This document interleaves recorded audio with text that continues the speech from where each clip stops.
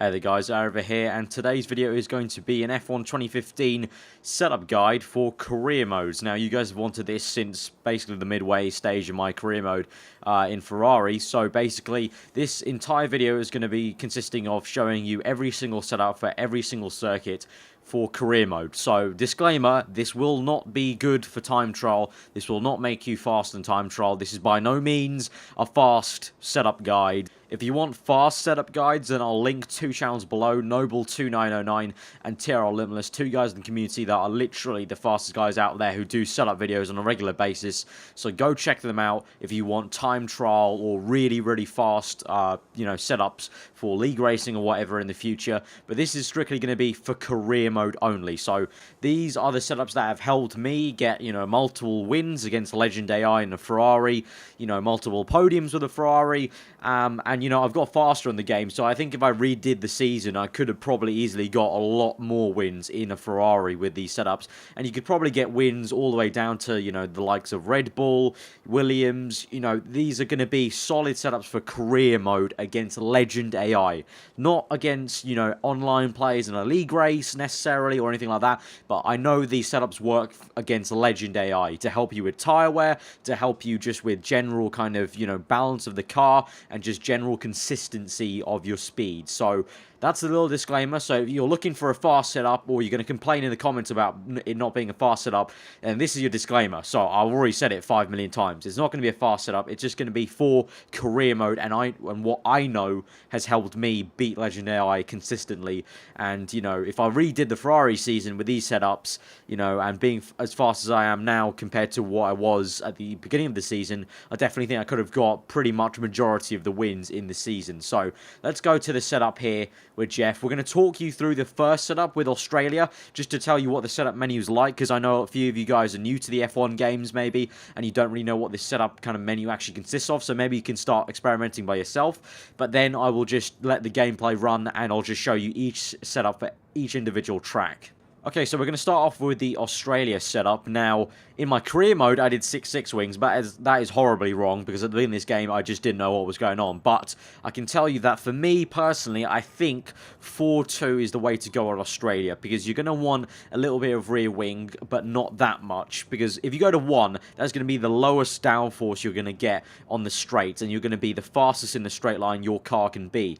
But Australia, I think in the race, you need a little bit of rear wing there, just to counteract the fact there are a few fast corners. There are some corners that are a little bit trickier. You do need a bit of downforce there around Australia. Plus, the straights aren't that long, so you can afford to go with 2 wing and just be a bit more comfortable in yourself. 4 front wing just for the turn in. I feel myself, my driving style, I like a lot of turn in, but really, if you can handle understeer, then I'd go 2-2 maybe, or even 3-2 if you can be consistent with that. But for me, 4-2 is good to be comfortable. But in essence, on this game, the front wing is all for the turn in, for the actual downforce in the corners, and the rear wing is all for your straight line speed. So that's something you need to think about if you're going to do your own setups there. So that's going to be the front wings for Australia. In terms of the throttle, I'm actually push this down to 70 and push this up to 76. Now, this differential on throttle basically essentially means how, kind of easier you're going to make your time getting on the throttle, and how much kind of emphasis there's going to be on your rear end to kind of step out maybe a little bit, a bit of a more lively rear end. So if we increase this, the throttle input's going to be a bit more responsive. You may get more traction, but you may easily spin the car out more. So for me, I've always had problems with the past with throttle application, so I've always pushed it down to about 70. Off throttle is all about when you're obviously off the throttle, and how much the car pushes out of the corner, how it rotates around the corner while you're just going through, hitting the apex, not really applying the brakes or applying the throttle, when you're just kind of steering it through the corner.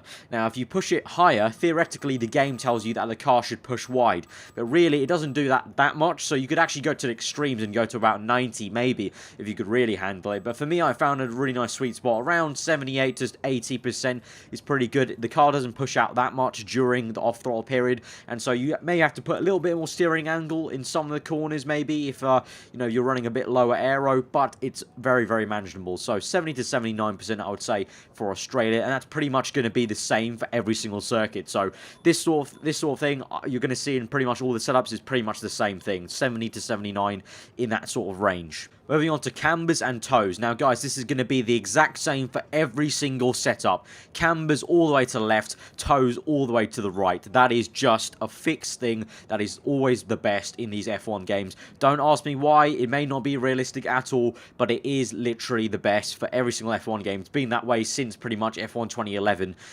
If you're in a slower car and maybe you want to save a bit more tyre wear, if you do want to save more tyre wear, then you can maybe bump the camber up 2 clicks to the right there, and that will help you save a bit of tyre wear. But for me, in terms of my driving style, I'm pretty okay at saving tyres just with the way I drive, so I can always afford to put camber all the way to the left, and this is pretty much going to be the same exact thing for every single setup. It's just because the way the game works is it's very kind of, it's not intuitive, it's sort of just kind of, you get what you do in the description. So camber, you know, decreasing the camber is always going to help your car, because what you're doing is you're turning the tires inwards, and that's going to increase grip. Now in real life, if you turned it too much in, it wouldn't work that well, and on some circuits you can't do it that much, but it's the game, and the game doesn't really work that way. It responds to, you put more camber in, leaning it in, that means it's going to work better for you. And toe is just going to get you the straight line acceleration you want down the straight. It's going to make the high speed kind of movement a little bit shaky, so maybe if you're not comfortable with driving in a straight line, like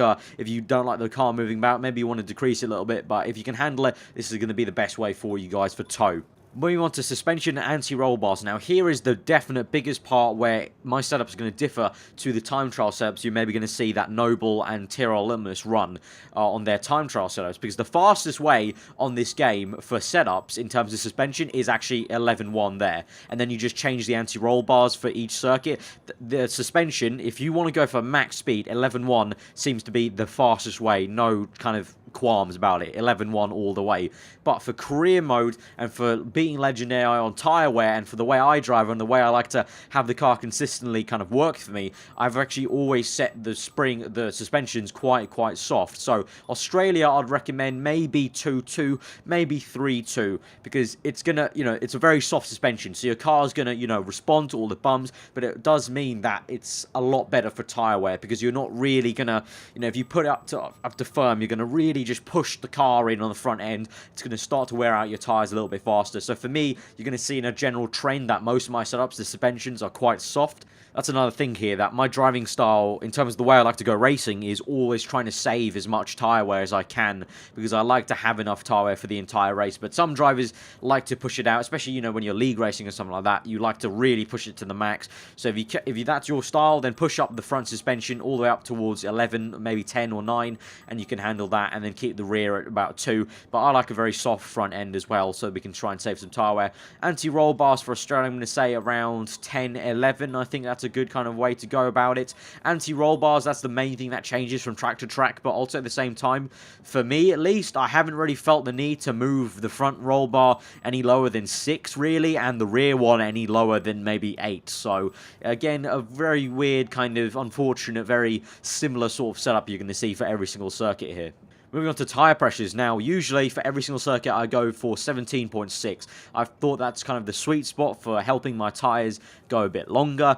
Obviously, if you're in a slower car, actually, you're going to want to bump that up maybe to 18 just to heat up the tyres a little bit more, because the more pressure you have, the faster your tyres will heat up on track. If you've got a wet race and you know it's going to be a wet race in qualifying, then bump up your pressures to 8.2, because that will really help in the colder condition. Finally, ballast. Ballast, I literally usually just keep it 6 for every single circuit. If you're in a lower car and maybe you're like the McLaren Honda, if you're dropping the rear wings to like 1, you're putting this down to 2, then you might want to put the ballast to 7 or 8, because the ballast will create oversteer, and obviously you're getting understeer with such low aero in a lower car.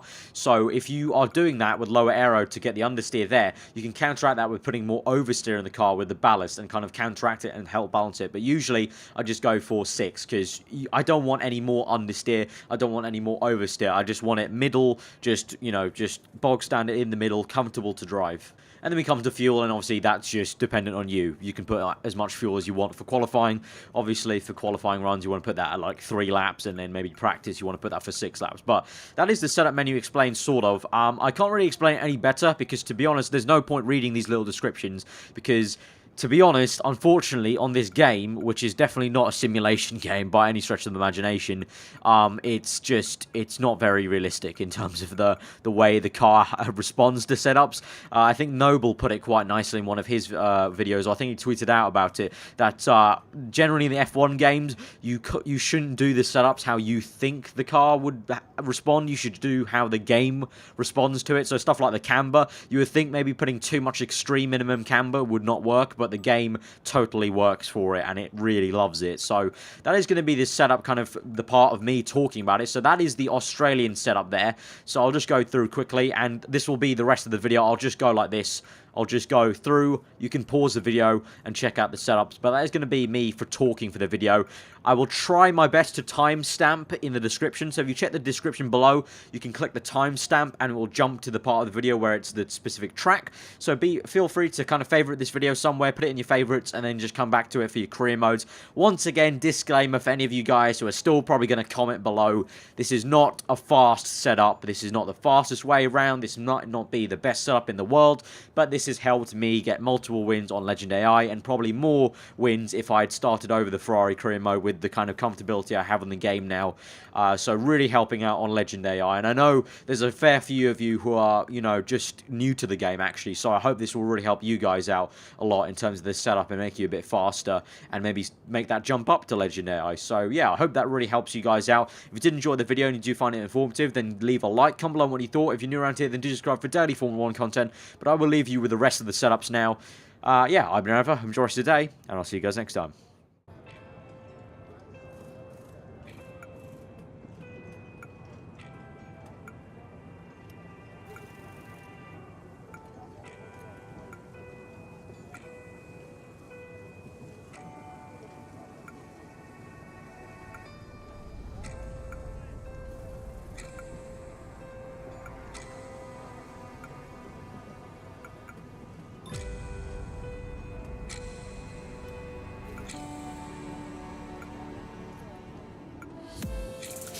Your breath and you sleep now.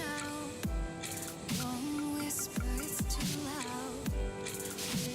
Live a beat per moment. So hard when it's so far and you're lost. Fight it, then the hands break. Are you scared now? Don't be scared now, there's still time.